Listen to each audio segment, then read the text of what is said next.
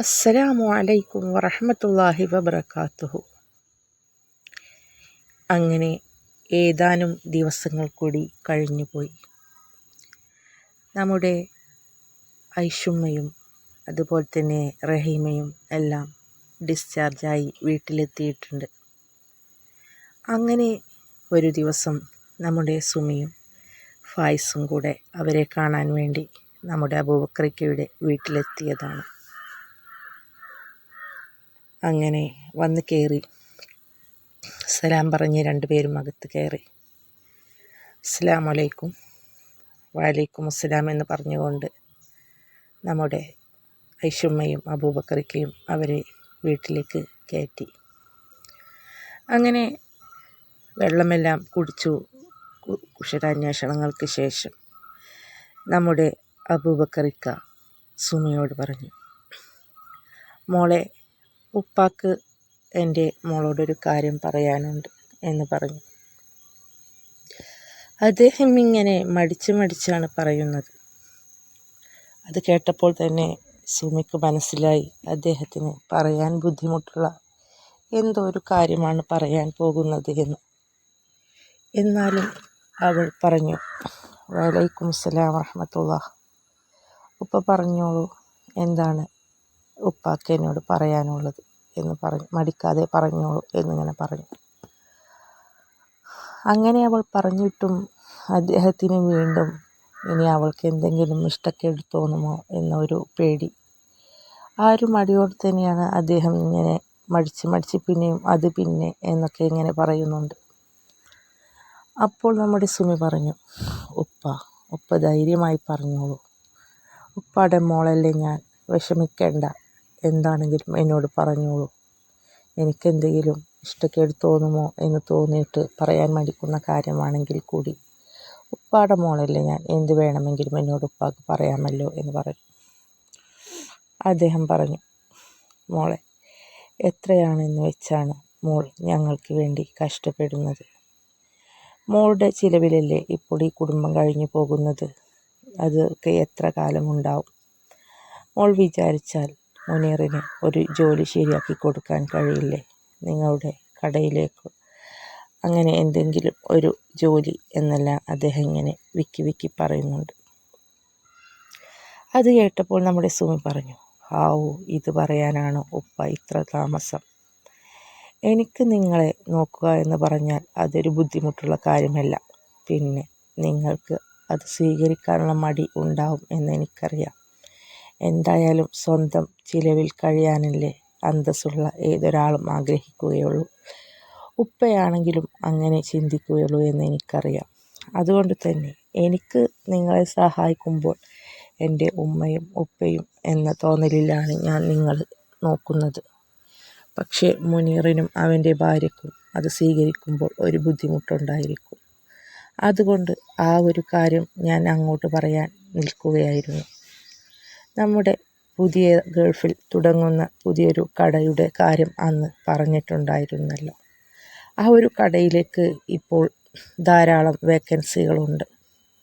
ഒരുപാട് ആളുകളെ ജോലിക്കെടുക്കുന്നുണ്ട്. പുതിയ കടയാകുമ്പോൾ അത്യാവശ്യം വലിയ കടയാണ്. നാട്ടിൽ ഉള്ള നമ്മുടെ വലിയ ഹോട്ടലിനേക്കാൾ വലിയ ഹോട്ടലാണ്. അതുകൊണ്ട് തന്നെ അവിടേക്ക് പുതിയ സ്റ്റാഫുകളെ ഒരുപാട് ആവശ്യമുണ്ട്. അവിടെ അത്യാവശ്യം തരക്കേടില്ലാത്ത ഒരു മാനേജർ പോസ്റ്റിലേക്ക് മുനീറിന് ഞങ്ങൾ ആലോചിക്കുന്നുണ്ട്. ഉപ്പയും ഞാനും ഫായിസും ആ കാര്യം ചർച്ച ചെയ്തിരുന്നു. പിന്നെ ഇതെല്ലാം എൻ്റെ ഉപ്പാനോടും ഉമ്മാനോടും അതുപോലെ തന്നെ അവിടുത്തെ ഉപ്പാക്ക് പ്രിയ സുഹൃത്തിനോടുള്ള സ്നേഹം കൊണ്ടാണ് കേട്ടോ. അല്ലാതെ അവനോടോ അവൻ്റെ ഭാര്യയോടോ ഉള്ള സ്നേഹമോ കടപ്പാടോ കൊണ്ടല്ല. എനിക്ക് ഞാൻ ഏറ്റവും സ്നേഹിക്കുന്ന എൻ്റെ ഉപ്പാൻ്റെയും ഉമ്മായുടെയും അതുപോലെ തന്നെ ഫായിസിൻ്റെ ഉപ്പാക്ക് അവൻ്റെ പ്രിയപ്പെട്ട സുഹൃത്തിൻ്റെ മകൻ, ആ ഒരു പരിഗണന വെച്ചാണ് മുനീറിന് ഞങ്ങൾ നല്ലൊരു ജോലി കൊടുക്കാമെന്ന് കരുതിയത് എന്ന് പറഞ്ഞു. ഇത് കേട്ടതും അബൂബക്കറിക്ക സന്തോഷം കൊണ്ട് അവളെ കെട്ടിപ്പിടിച്ചു. പൊന്നുമോളെ, ഉപ്പാൻ്റെ കുട്ടിക്ക് ഞാൻ പറയാതെ തന്നെ ഇങ്ങനെ ഒരു കാര്യം ചെയ്യാൻ തോന്നിയതിൽ, അതുപോലെ തന്നെ എൻ്റെ പ്രിയ കൂട്ടുകാരനും നിങ്ങൾക്കെല്ലാവർക്കും ഞാൻ പറയാതെ തന്നെ ഇങ്ങനെയൊരു കാര്യം ചെയ്യാൻ തോന്നിയതിൽ ഒരുപാട് സന്തോഷമുണ്ട്. ഉപ്പാൻ്റെ കുട്ടിക്ക് നല്ലതേ വരൂ. എൻ്റെ സന്തോഷത്തിന് അതിരില്ല എന്ന് പറഞ്ഞു. ഇത് കേട്ടതും ഐഷുമ്മയും അവളെ കെട്ടിപ്പിടിച്ചുകൊണ്ട് അവളുടെ നെറ്റിയിൽ ഉമ്മ വെച്ചുകൊണ്ട് പറഞ്ഞു, അവൻ്റെ കാര്യത്തിൽ ഇന്നും എനിക്ക് സങ്കടമുണ്ട് മോളെ. ഒരു കുഞ്ഞുങ്ങൾ ഇനി അവനുണ്ടാവില്ല. സ്വന്തമായി ഒരു ജോലിയെങ്കിലും അവന് ഞങ്ങൾ ആഗ്രഹിച്ചതാണ്. അതുകൊണ്ട് തന്നെ ഉമ്മാൻ്റെ കുട്ടിക്ക് ഇങ്ങനെ ഒരു കാര്യം ചെയ്യാൻ തോന്നിയതിൽ ഒരുപാട് സന്തോഷമുണ്ട്. അതുപോലെ തന്നെ ഈ ഉപ്പാൻ്റെ സുഹൃത്തുക്കളെ ഞാൻ എന്നും അകറ്റി നിർത്തിയിട്ടേ ഉള്ളൂ. ഇത്രയും നല്ല സുഹൃത്തുക്കളാണ് അദ്ദേഹത്തിന് ഉള്ളത് എന്ന് ഞാൻ അറിയാതെ പോയല്ലോ. എന്തായാലും ഒരു ദിവസം അങ്ങോട്ട് വന്ന് അവരെയെല്ലാം കാണണം എന്നെല്ലാം പറഞ്ഞു. ഇത് കേട്ടപ്പോൾ നമ്മുടെ സുമി പറഞ്ഞു, ആ വരട്ടെ, നിങ്ങൾക്ക് സന്തോഷിക്കാനുള്ള വക ഇനിയുമുണ്ട്. നിങ്ങൾക്ക് ഒരുമിച്ച് ചേരാനുള്ള അവസരവും വന്നിട്ടുണ്ട്. അതും കൂടി അറിയിക്കാനാണ് ഞാൻ വന്നത് എന്നെല്ലാം പറഞ്ഞു. ഇത് കേട്ടപ്പോൾ നമ്മുടെ ഐഷുമ്മയും അബൂബക്കറിക്കയും പരസ്പരം അങ്ങോട്ടും ഇങ്ങോട്ടും നോക്കി എന്താണ് കാര്യമെന്നറിയാൻ വേണ്ടി. സുമി പറഞ്ഞു, ഉമ്മ, ഉപ്പ, അവിടുത്തെ ഉമ്മയും ഉപ്പയും ഞാനും ഫായിസും ഈ മാസം അവസാനം ഉംറക്ക് പോകാമെന്ന് തീരുമാനിച്ചിട്ടുണ്ട്. അപ്പോൾ നിങ്ങളെ കൂടി കൊണ്ടുപോകാനാണ് ഞങ്ങൾ ഉദ്ദേശിക്കുന്നത്. പിന്നെ ആ സമയത്ത് തന്നെയാണ് നമ്മുടെ മുനീറിൻ്റെ കടയിലേക്കുള്ള വിസയും വന്നിട്ടുള്ളത്. അവനും ആ സമയം പോവേണ്ടി വരും. അതുകൊണ്ട് ഇനിയിപ്പോൾ അവൻ്റെ ഭാര്യ ഇവിടെ ഒറ്റയ്ക്ക് നിൽക്കേണ്ട, നമുക്ക് അവളെയും കൊണ്ടുപോവാം. അങ്ങനെ എന്തായാലും അവിടുത്തെ ഉമ്മയും ഉപ്പയും ഞാനും ഫായിസും പിന്നെ ഇവിടെ നിന്ന് ഉപ്പയും ഉമ്മയും മുനീറിൻ്റെ ഭാര്യയും, അങ്ങനെ നമുക്ക് എല്ലാവർക്കും ഒരുമിച്ച് ഉംറക്ക് പോവാം. നിങ്ങൾക്കും ഉണ്ടാവില്ലേ ആഗ്രഹം? ഇത്രയും പ്രായമായില്ലേ? അപ്പോൾ നബിയുടെ റസൂലിൻ്റെ അടുത്തൊന്ന് പോവാനും ആ ഒരു സമീപത്തെത്താനും അവിടെ എത്തിച്ചേരാനും മുസ്ലിമായ ഏതൊരാൾക്കും ആഗ്രഹമുണ്ടാവില്ല. അതുകൊണ്ട് തന്നെ ഇത്രയും കാലം ഉമ്മാക്കും ഉപ്പാക്കും അതിന് സാധിച്ചിട്ടില്ല. അതുപോലെ തന്നെ അവിടുത്തെ ഉമ്മാക്കും ഉപ്പാക്കും അതിന് സാധിച്ചിട്ടില്ല. അതുകൊണ്ട് തന്നെ നിങ്ങളെല്ലാം പ്രായമായ ആളുകളല്ലേ, ഇനി കുറച്ച് കഴിയുമ്പോൾ അങ്ങോട്ട് പോവാനൊക്കെ പ്രായമായ എന്തെങ്കിലും അസുഖങ്ങളും എല്ലാം വന്ന് ബുദ്ധിമുട്ടായാലോ. അതുകൊണ്ട് അങ്ങനെയുള്ള കാര്യങ്ങളെല്ലാം നമുക്ക് ആരോഗ്യമുള്ളപ്പോൾ എത്രയും പെട്ടെന്ന് ചെയ്തു തീർക്കുകയല്ലേ നല്ലത്. അതുകൊണ്ട് തന്നെ ഇപ്പോൾ ചെറുപ്പക്കാർ വരെ പോകുന്നു. അതുകൊണ്ട് തന്നെ ഉമ്മായും ഉപ്പായും അവരെ അങ്ങനെ ഒരു ഞങ്ങളായിട്ട് പറയുകയാണ്, അവരായിട്ട് ഇങ്ങോട്ട് ആവശ്യപ്പെട്ടതല്ല, അവരെ കൊണ്ടുപോകണം. ഇപ്പോൾ അൽഹംദുലില്ലാ അതിനുള്ള സാമ്പത്തിക ശേഷിയൊക്കെ പടച്ചവൻ തന്നിട്ടുണ്ടല്ലോ. അത് കഴിഞ്ഞിട്ടല്ലേ ബാക്കിയുള്ളത്. അതുകൊണ്ട് തന്നെ അവരെ കൊണ്ടുപോകാമെന്ന് ഞങ്ങൾ കരുതിയത്, അതോടൊപ്പം തന്നെ നിങ്ങളെയും കൊണ്ടുപോകാമെന്ന് കരുതിയത് എന്നെല്ലാം പറഞ്ഞു. ഇത് കേട്ടതും നമ്മുടെ അബൂബക്കറിക്കാക്കും ഐഷുമ്മാക്കും സ്വന്തം കാതുകളെ വിശ്വസിക്കാൻ കഴിഞ്ഞില്ല. അവർ വിചാരിച്ചു, പടച്ച റബ്ബേ, തങ്ങൾ എന്നും ആഗ്രഹിച്ചിട്ടുള്ള ഒരു കാര്യമായിരുന്നു അത്. എന്നാൽ സ്വന്തമായി കയ്യിൽ പൈസ ഉണ്ടായിരുന്നപ്പോൾ പോലും ഐഷുമ്മ അങ്ങനെയൊരു കാര്യം ആരോടും ആവശ്യപ്പെട്ടിട്ടുണ്ടായിരുന്നില്ല. സമ്പത്തുള്ള കാലത്തൊന്നും അങ്ങനെയൊരു കാര്യം ഐഷുമ്മയുടെ ചിന്തയിൽ കൂടി ഉണ്ടായിരുന്നില്ല.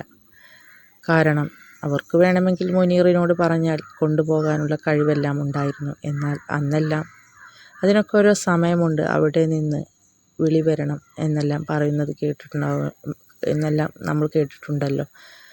എന്നാൽ അങ്ങനെയൊരു ആ ഒരു സമയത്തൊന്നും അവർക്ക് അങ്ങനെയൊരു ചിന്തയുണ്ടായിരുന്നില്ല. പിന്നെ പ്രായമായി നല്ല മനസ്സെല്ലാം വന്നപ്പോൾ ആഗ്രഹിച്ചപ്പോൾ അതിന് ഉള്ള സാമ്പത്തിക ശേഷിയും ഉണ്ടായിരുന്നില്ല. അതുപോലെ തന്നെയായിരുന്നു അബൂബക്കറിക്കാൻ്റെ കാര്യങ്ങൾ. അദ്ദേഹത്തിൻ്റെ നല്ല സമയത്തെല്ലാം കുടുംബത്തിന് വേണ്ടി രാപ്പകലില്ലാതെ കഷ്ടപ്പെട്ട് കിട്ടുന്നത് മുഴുവൻ അവർക്ക് വേണ്ടി ചിലവഴിക്കുകയായിരുന്നു. പിന്നീടാണ് അദ്ദേഹത്തിന് ആരോഗ്യ പ്രശ്നങ്ങളെല്ലാം വന്ന് അദ്ദേഹം നാട്ടിലായതും അദ്ദേഹത്തിന് നടക്കാൻ കഴിയാത്ത അവസ്ഥ വന്നതും സ്ട്രോക്ക് വന്ന് തളർന്നതും അങ്ങനെയെല്ലാം. അതുകൊണ്ട് തന്നെ അദ്ദേഹത്തിനും പോവാൻ കഴിഞ്ഞിരുന്നില്ല. അങ്ങനെ എന്തായാലും തങ്ങൾ ഉപേക്ഷിച്ച തൻ്റെ മരുമകളുടെ വഴി തന്നെ അവർക്ക് അങ്ങനെ ഒരു നല്ല കാര്യം ചെയ്യാൻ കഴിഞ്ഞത് എല്ലാം പടച്ചവൻ്റെ ഓരോ വിധി. അങ്ങനെ എന്തായാലും അവർക്ക് ആ ഒരു കാര്യത്തിൽ സന്തോഷമായി. തങ്ങൾ ഒരിക്കലും സ്വപ്നത്തിൽ പോലും ഈ അടുത്തൊന്നും ഉംറയ്ക്ക് പോവാൻ കഴിയുമെന്ന് വിചാരിച്ചിരുന്നില്ല. ആഗ്രഹമുണ്ടെങ്കിൽ കൂടി അങ്ങനെ വിചാരിച്ചിരുന്നില്ല. എന്തായാലും ഇപ്പോഴായിരിക്കും അവർക്ക് അതിന് യോഗം എന്ന് പറയാം. അങ്ങനെ അവർ മുനീറിനോടും റഹീമയോടും കൂടി എല്ലാ കാര്യങ്ങളും സംസാരിച്ചു. റഹീമയും ഇപ്പോൾ ഒരു നല്ല മനുഷ്യ സ്ത്രീ ആയി മാറിയിട്ടുണ്ട്. അവൾക്ക് മനസ്സിലായി ഇനി തനിക്ക് തൻ്റെ ഭർത്താവിനെയും അവൻ്റെ കുടുംബത്തെയും സ്നേഹിച്ച് നല്ല രീതിയിൽ മാത്രമേ മുന്നോട്ട് പോകാൻ കഴിയുകയുള്ളൂ. അതുകൊണ്ട് തന്നെ അവൾക്കും അവരോട് സ്നേഹം തോന്നിയിട്ടുണ്ട്. അങ്ങനെ അവരെന്തായാലും എല്ലാവരും നല്ല രീതിയിൽ ഉംറയ്ക്ക് പോകുവാനും അതുപോലെ തന്നെ മുനീർ പുതിയ ജോലിക്ക് വിസക്ക് ഗൾഫിലേക്ക് പോകുവാനും തീരുമാനിച്ചു. അങ്ങനെ ഏതാനും ദിവസങ്ങൾ കൂടി കഴിഞ്ഞു. അന്ന് നമ്മുടെ സുമിയും അതുപോലെ തന്നെ നമ്മുടെ ഫായിസും ഷാജഹാനിക്കയും ലൈലാത്തയും അബൂബക്കറിക്കയും റഹീമയും ഐഷുമ്മയും അവരെല്ലാം ഉംറയ്ക്ക് പോകുന്ന ദിവസമാണ്. അതുപോലെ തന്നെ അതിൻ്റെ തലേ ദിവസമാണ് നമ്മുടെ മുനീർ ഗൾഫിലേക്ക് പോയത്. അതുകൊണ്ട് തന്നെ അവൻ പോയി പിറ്റേ ദിവസമാണ് ഇവർ എല്ലാവരും ഉംറയ്ക്ക് പോകുന്നത്. അങ്ങനെ അവർ മക്കയും മദീനയുമെല്ലാം സന്ദർശിച്ച് പരിശുദ്ധ ഉംറയും നിർവഹിച്ച് അങ്ങനെ അവർ നാട്ടിലെത്തി.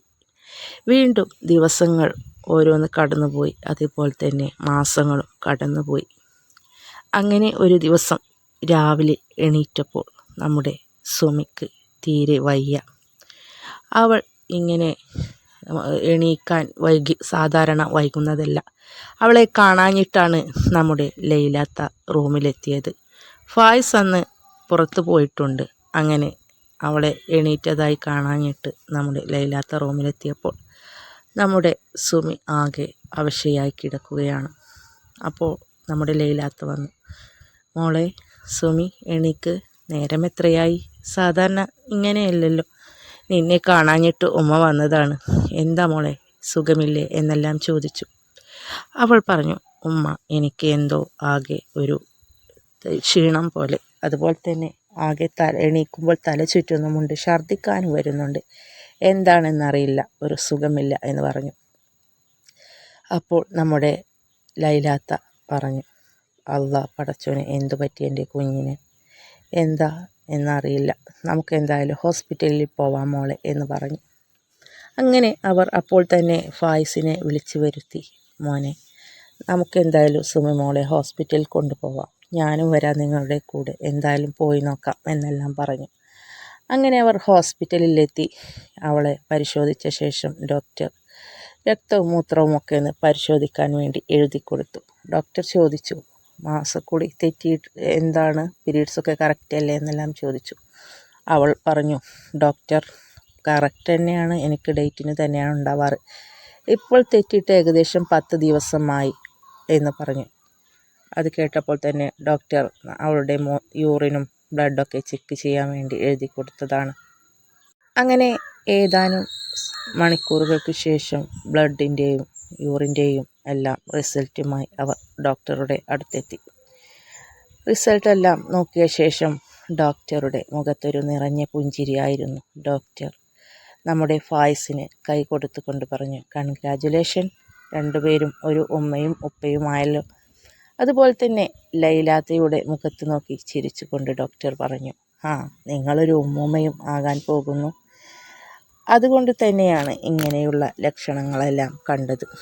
എന്തായാലും കുഴപ്പമൊന്നുമില്ല, അത്യാവശ്യം ബ്ലഡും എല്ലാം ഉണ്ട്, അതുകൊണ്ട് തന്നെ ഞാൻ കുറച്ച് വൈറ്റമിൻ, കാൽഷ്യം, അയൺ ടാബ്ലറ്റ്സൊക്കെ എഴുതിത്തരാം, ഇത് കഴിച്ച് നിങ്ങൾ അടുത്ത മാസം വന്നാൽ മതി എന്ന് പറഞ്ഞുകൊണ്ട് അവർ മെഡിസിനെല്ലാം ഡോക്ടർ എഴുതി കൊടുത്തു. അത് വാങ്ങിച്ചുകൊണ്ട് നമ്മുടെ സുമിയും ഫായിസും ലൈലാത്തയും ഇങ്ങനെ വരുമ്പോഴാണ് നമ്മുടെ നൂറായും അങ്ങോട്ട് വരുന്നത്. അവളെ കണ്ടതും നമ്മുടെ ഫൈസും സുമിയും അതുപോലെ തന്നെ ലൈലാത്തയും പറഞ്ഞു, ആ നിങ്ങളും എത്തിയിട്ടുണ്ടോ, എന്താ ഇവിടെ എന്ന് ചോദിച്ചു. അപ്പോൾ നമ്മുടെ നൂറ പറഞ്ഞു, എനിക്ക് എന്താണെന്നറിയില്ല, രാവിലെ എണീറ്റപ്പോൾ ഛർദിയോട് ഛർദി.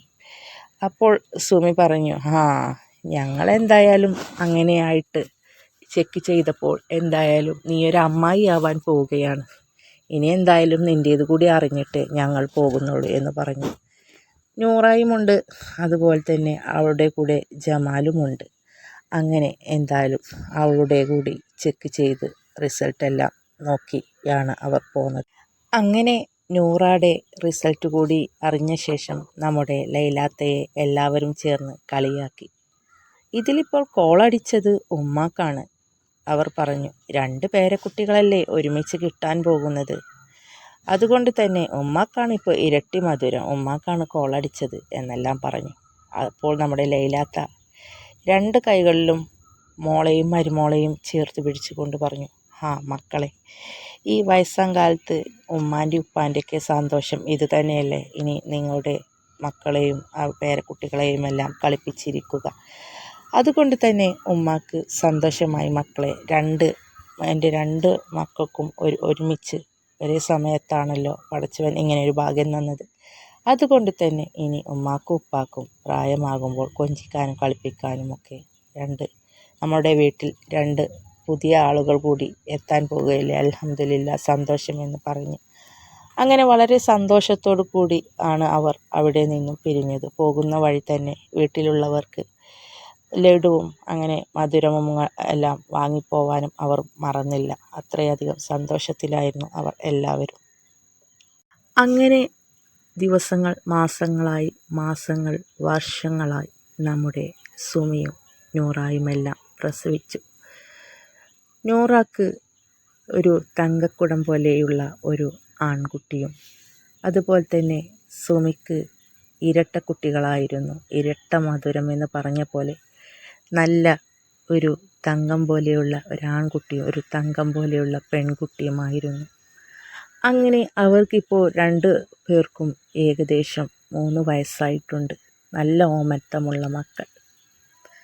അങ്ങനെ നമ്മുടെ മുനീറും ഇപ്പോൾ റാഹത്തായി ഗൾഫിൽ നല്ല ജോലിയുമെല്ലാം ആയി അത്യാവശ്യം കുഴപ്പമില്ലാതെ അവനും നാട്ടിലെത്തിയിട്ടുണ്ട്. അങ്ങനെയാണ് നമ്മുടെ സുമിയെ ഒരു ആദരിക്കുന്ന ചടങ്ങ് അവിടെ നാട്ടുകാരെല്ലാം വിളിച്ച് കൂട്ടിയത്. അവിടെയുള്ള ഒരു വലിയ കടയുടെ ഉദ്ഘാടനമാണ്.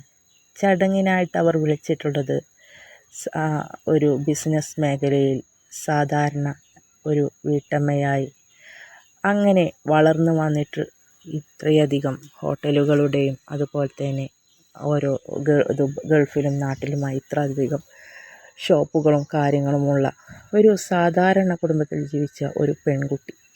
അപ്പോൾ അങ്ങനെ ഒരാളെ ആയിരിക്കണം അങ്ങനെയൊരു പുതിയ സംരംഭത്തിന് തുടക്കം കുറിക്കുമ്പോൾ ഗസ്റ്റായി വിളിക്കേണ്ടത് എന്ന് പറഞ്ഞുകൊണ്ട് നമ്മുടെ സുമിയെയാണ് അവർ വിളിച്ചിരിക്കുന്നത്. അങ്ങനെ നമ്മുടെ എല്ലാവരും അവളെ ഇങ്ങനെ ആകാംക്ഷപൂർവ്വം ഉറ്റുനോക്കുകയാണ്. ആ കൂട്ടത്തിൽ നമ്മുടെ ഷാജഹാനിക്കയുണ്ട്, അതുപോലെ തന്നെ നമ്മുടെ ലൈലാത്തയുണ്ട്, അതുപോലെ തന്നെ ഐഷുമയും അബൂബക്കറിക്കയും നമ്മുടെ ജുമാനയും, അതുപോലെ തന്നെ മുനീറിൻ്റെ മറ്റു 2 പെങ്ങന്മാരായ ആരിഫയും ജമീലയും എല്ലാവരും ഇപ്പോൾ വീടുമായി നല്ല അടുപ്പത്തിലാണ്. അവരെല്ലാവരുമുണ്ട്. അതുപോലെ തന്നെ നൂറായും നുഷൈബായും അവളുടെ ഭർത്താവ് ജമാലുമുണ്ട്, മുനീറും റഹീമയും എല്ലാവരും ചേർന്നിട്ടുണ്ട് ഈ ഒരു ചടങ്ങിൽ പങ്കെടുക്കാൻ. അങ്ങനെ എല്ലാവരും ഉറ്റുനോക്കി ആകാംക്ഷപൂർവ്വം നമ്മുടെ സുമിയെ ഇങ്ങനെ നോക്കിയിരിക്കുകയാണ്. അങ്ങനെ അവളെ ഈ സ്വന്തം എല്ലാ ഉദ്ഘാടനമെല്ലാം കഴിഞ്ഞ് സ്വന്തം അനുഭവങ്ങൾ പങ്കുവെക്കുവാൻ ഒരു 2 വാക്ക് സംസാരിക്കുവാൻ വേണ്ടി നമ്മുടെ സുമയ്യ ഫായിസിനെ ക്ഷണിക്കുകയാണ് എന്ന് പറഞ്ഞുകൊണ്ട് മൈക്കിൽ വിളിച്ച് പറഞ്ഞപ്പോൾ സാരിയെല്ലാം ഉടുത്ത് നല്ല ഭംഗിയുള്ള സാരിയെല്ലാം എടുത്ത് മനോഹരമായി ചുറ്റിയിട്ട തട്ടവുമിട്ട് അവൾ ആ ഇരിപ്പിടത്തിൽ നിന്നും എഴുന്നേറ്റ് വന്നു. അവളുടെ ഓരോ വാക്കുകളും ഇങ്ങനെ ആളുകൾ കാതോർത്തിരിക്കുകയാണ്.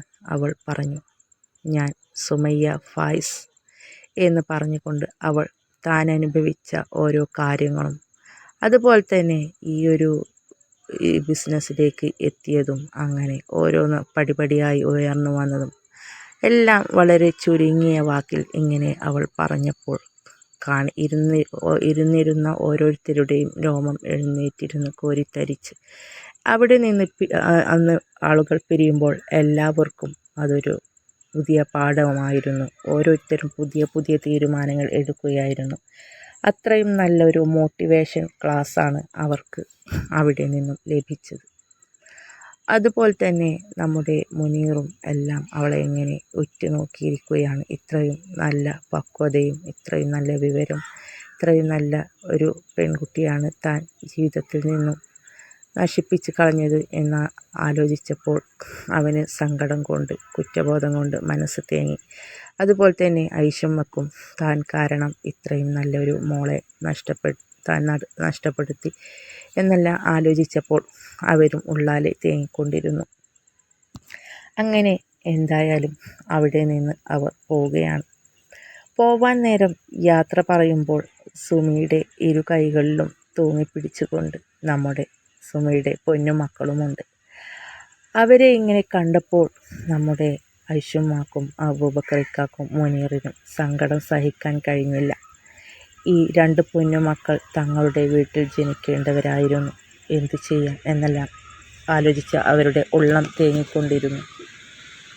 അവളെ കയ്യും പിടിച്ച് ഓടിച്ചാടി പോകുന്ന ആ 2 തങ്കക്കുടങ്ങളെ കണ്ടാൽ ആർക്കും ഒന്ന് വാരി പുൽകി അവരെ എടുക്കാൻ തോന്നിപ്പോവും. അങ്ങനെ അബൂബക്കറിക്കയും ഐഷുമയും അവരെ ഇങ്ങനെ എടുത്ത് കൊഞ്ചിച്ചിട്ട് അങ്ങനെ അവരെല്ലാം അങ്ങോട്ടും ഇങ്ങോട്ടും യാത്ര പറഞ്ഞു പോയി. അങ്ങനെ മുനീറിൻ്റെ വിസയും തീരാനായി, അവൻ ഏകദേശം പോവാനായി. അങ്ങനെ ഇരിക്കുമ്പോൾ നമ്മുടെ റഹീമയും മുനീറും പറഞ്ഞു, നമുക്കൊരു കുഞ്ഞിനെ ദത്തെടുക്കുന്നതിനെക്കുറിച്ച് ആലോചിച്ചാലോ? എന്താണ് മുനീർ നിൻ്റെ അഭിപ്രായം എന്ന് ചോദിച്ചു. അപ്പോൾ അവൻ പറഞ്ഞു, ഞാനും അതിനെക്കുറിച്ച് ആലോചിക്കുകയായിരുന്നു. എന്തായാലും നമുക്ക് ഹോസ്പിറ്റലിൽ പോയി ഒരിക്കൽ കൂടി വേറെന്തെങ്കിലും വഴിയുണ്ടോ നമ്മുടെ രക്തത്തിൽ തന്നെയുള്ള കുഞ്ഞിനെ കിട്ടാൻ എന്ന് നമുക്ക് അന്വേഷിക്കാം എന്ന് പറഞ്ഞുകൊണ്ട് അവിടെയുള്ള ഹോസ്പിറ്റലിലെ ഒരു പ്രശസ്ത ഡോക്ടറെ തന്നെ അവർ പോയി കണ്ടു. അവർ പറഞ്ഞു, കുഞ്ഞിനെ ദത്തെടുക്കുന്ന കാര്യമെല്ലാം ആലോചിക്കാൻ വരട്ടെ. ഇപ്പോൾ നിങ്ങളുടെ തന്നെ രക്തത്തിൽ നല്ല പൈസ കൊടുക്കേണ്ടി വരും. എന്നാലും ഗർഭപാത്രമെല്ലാം വാടകയ്ക്കെടുത്ത് അങ്ങനെ ഒരുപാട് സംവിധാനങ്ങളുണ്ടല്ലോ ഇപ്പോൾ. അതെല്ലാം ഒന്ന് നോക്കിയിട്ട് മതി ദത്തെടുക്കുന്ന കാര്യം തീരുമാനിക്കൽ. അതുകൊണ്ട് തന്നെ പൈസ കൊടുത്താൽ ഇപ്പോൾ അങ്ങനെയുള്ള ആളുകളെ കിട്ടും. നിങ്ങളുടെ 2 പേരുടെയും അങ്ങനെയുള്ള ബീജവും അതുപോലെ തന്നെ അണ്ടവും അങ്ങനെയെല്ലാം യോജിപ്പിച്ച് പുതിയ ഒരു രീതിയെല്ലാം ഉണ്ട്. അതൊക്കെ നോക്കിയിട്ട് മതി നമുക്ക് ദത്തെടുക്കുന്ന കാര്യം ആലോചിക്കുക. അത് സക്സസ് ആയാൽ പിന്നെ നിങ്ങൾക്ക് സ്വന്തം രക്തത്തിൽ തന്നെയുള്ള കുഞ്ഞിനെ കിട്ടുമല്ലോ. അതുകൊണ്ട് നമുക്ക് അതുകൂടി ഒന്ന് നോക്കിയിട്ട് മതി ദത്തെടുക്കുന്ന കാര്യം തീരുമാനിക്കുക എന്ന് പറഞ്ഞു. അപ്പോൾ അവർ പറഞ്ഞു, ഡോക്ടർ, എന്നാൽ ഞങ്ങൾ ഒന്ന് അന്വേഷിച്ച് നോക്കട്ടെ. അങ്ങനെ പൈസ കൊടുത്താലും അങ്ങനെ തയ്യാറാകുന്ന ആരെങ്കിലും ഉണ്ടെങ്കിൽ എൻ്റെ ഉപ്പാൻ്റെ പരമ്പര നിലനിർത്താൻ എനിക്ക് എൻ്റെ രക്തത്തിൽ തന്നെ പിറന്ന ഒരു കുഞ്ഞിനെ കിട്ടുമല്ലോ. അതുകൊണ്ട് തന്നെ ആ ഒരു കാര്യം ഞങ്ങൾ ആലോചിച്ചിട്ട് അറിയിക്കാം എന്നെല്ലാം പറഞ്ഞ് അതിന് പറ്റിയ ആളുകളെ കണ്ടെത്തണം എന്നെല്ലാം പറഞ്ഞ് ഒരു പ്രതീക്ഷയോടെ അവർ ഹോസ്പിറ്റലിൽ നിന്ന് ഇറങ്ങി. അങ്ങനെ മുനീറും റഹീമയും ഒരു പ്രതീക്ഷയുടെ പുതിയ നാളവുമായി അവിടെ ഹോസ്പിറ്റലിൽ നിന്നും 2 പേരും ഇറങ്ങിപ്പോന്നു. അങ്ങനെ ഇന്ന് നമ്മുടെ സുമിയുടെയും അതുപോലെ തന്നെ ഫായിസിൻ്റെയും അതുപോലെ തന്നെ നമ്മുടെ ഐഷുമ്മയുടെയും അതുപോലെ അബൂബക്കറിക്കാൻ്റെയും അവരുടെ എല്ലാം കുടുംബജീവിതം വളരെ സന്തോഷമായി മുന്നോട്ട് പോകുന്നു. ഇതോടുകൂടി നമ്മുടെ ഈ ഒരു കഥ ഇവിടെ അവസാനിക്കുകയാണ്. എന്തായാലും നമ്മുടെ കഥയെ ഇത്രയധികം സപ്പോർട്ട് ചെയ്ത എൻ്റെ എല്ലാ കൂട്ടുകാരോടും ഒരുപാട് നന്ദിയുണ്ട് എനിക്ക്. എൻ്റെ ഈ കഥ ഇവിടെ പൂർണ്ണമാവുകയാണ്. ഇനി പുതിയൊരു കഥയുമായി ഞാൻ ഇൻഷാ അല്ലാഹ് ഉടനെ വരുന്നതാണ്. തുടർന്നും നിങ്ങളുടെ എല്ലാം സപ്പോർട്ട് പ്രതീക്ഷിക്കുന്നു. നന്ദി.